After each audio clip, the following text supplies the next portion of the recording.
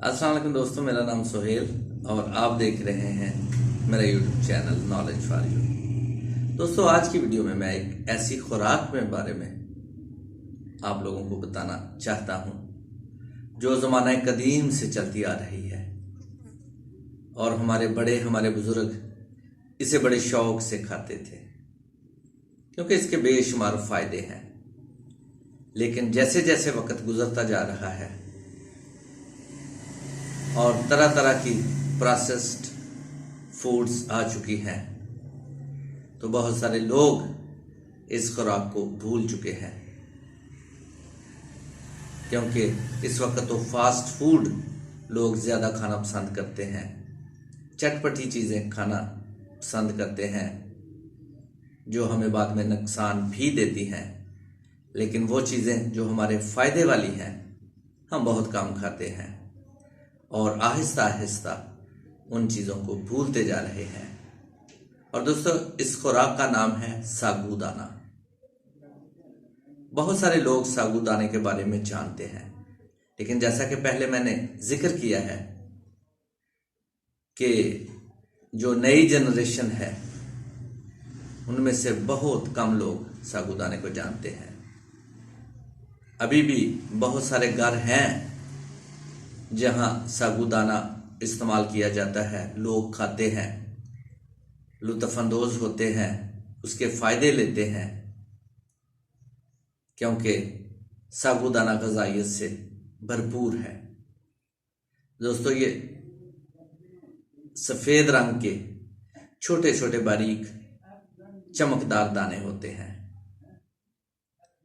इन्हें साबूदाना कहा जाता है। इनमें कैल्शियम काफ़ी मकदार में पाया जाता है, पोटाशियम है, जिंक है, फास्फोरस है, फोलिक एसिड है, फाइबर की काफ़ी मकदार है और इसके अलावा दोस्तों इसमें काफ़ी मकदार में कार्बोहाइड्रेट्स भी पाए जाते हैं। इसलिए साबूदाने के बहुत सारे फ़ायदे हैं। ये एनर्जी से भरपूर खाना है। पहले वक्तों में साबूदाने को बाकायदा तौर पर घरों में इस्तेमाल किया जाता था, लोग इसे पकाते थे, खाते थे और अपनी सेहत को बेहतर रखते थे। लेकिन जैसे जैसे वक्त गुजरता जा रहा है बहुत सारे लोगों ने इसे खाना छोड़ दिया है, लेकिन अभी भी इसके बेशुमार फ़ायदे हैं। सबसे जो इसका बड़ा फ़ायदा है, ये हमारी हड्डियों को बहुत फ़ायदा देता है, हमारी हड्डियों को मजबूत करता है क्योंकि इसमें काफ़ी मकदार में कैल्शियम पाया जाता है। इसके अलावा आर्थराइटिस की बीमारी में अगर हम साबूदाने का इस्तेमाल करते हैं तो हम जोड़ों के दर्दों से महफूज हो जाते हैं। इसलिए साबूदाने का इस्तेमाल हमें करना चाहिए। ये बच्चों की नशोनुमा के लिए बहुत अच्छा है। जिन बच्चों का कद नहीं बढ़ता या बिल्कुल दुबले पतले हैं, कमज़ोर हैं, लागर हैं, अगर उन बच्चों को हम रोज़ाना साबूदाना बनाकर खिलाते हैं तो उनके कद में खातरखा इजाफा होना शुरू हो जाता है, उनकी नशोनुमा बेहतर होनी शुरू हो जाती है और उनका कद बढ़ता है और उनका दुबलापन ख़त्म हो जाता है और वो सेहतमंद नज़र आने लगते हैं। इसके अलावा दोस्तों, जो लोग एक्सरसाइज करते हैं, जो जिम करते हैं, उनके लिए ये इंतहाई मुफीद है। अगर वो साबूदाने की खीर बनाकर इस्तेमाल करते हैं तो उन्हें बहुत ताकत मिलती है। इससे हमारी एनर्जी बूस्ट होती है, हमारे पट्टे मजबूत होते हैं, हमारा मसल मैस बढ़ता है।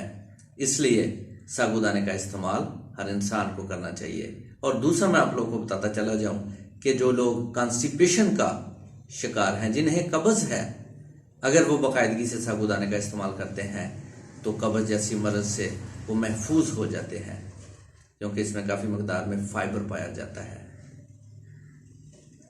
इसके अलावा ये हमें कैल्शियम प्रोवाइड करता है, ये हमें और बहुत सारे विटामिन्स और मिनरल्स प्रोवाइड करता है जो हमारी सेहत के लिए, हमारे जिस्म की नशोनुमा के लिए बहुत अच्छे हैं। ये हमारे पेट को ख़राब होने से बचाता है क्योंकि ये नरम ग़िज़ा है। ज़्यादातर दोस्तों इसकी खीर बनाकर इस्तेमाल की जाती है। अगर आप 50 ग्राम साबूदाना लेते हैं, 1 लीटर दूध लेकर उसकी खीर बना लेते हैं और उसमें और भी मेवाजात डाल लेते हैं, तो वो आपके लिए बहुत अच्छा एनर्जी बूस्टर बन जाएगा।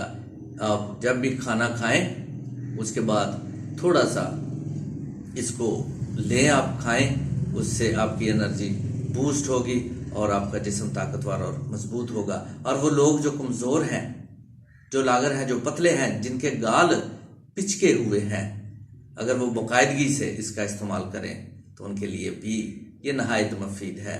इसके अलावा दोस्तों, मैं आपको बताता चला जाऊं कि वो लोग जो मोटापे का शिकार हैं उनको थोड़ी सी एहतियात करनी चाहिए, क्योंकि अगर वो बहुत ज़्यादा साबूदाने का इस्तेमाल करेंगे तो उनका वज़न कम होने की बजाय और बढ़ेगा। इसलिए जो लोग मोटापे का शिकार हैं उनको साबूदाना कम इस्तेमाल करना चाहिए। हफ्ते में 1 दफ़ा या 2 दफ़ा अगर वो इसे खा लेते हैं तो कोई मसला नहीं, लेकिन अगर वो रोज़ाना की बुनियाद पर साबूदाने का इस्तेमाल करते हैं तो उससे उनका वज़न और भी बढ़ेगा और वो उनकी सेहत के लिए अच्छा नहीं है। इसके अलावा हमारे बुजुर्ग जो हैं उनके लिए साबूदाना बहुत अच्छा है।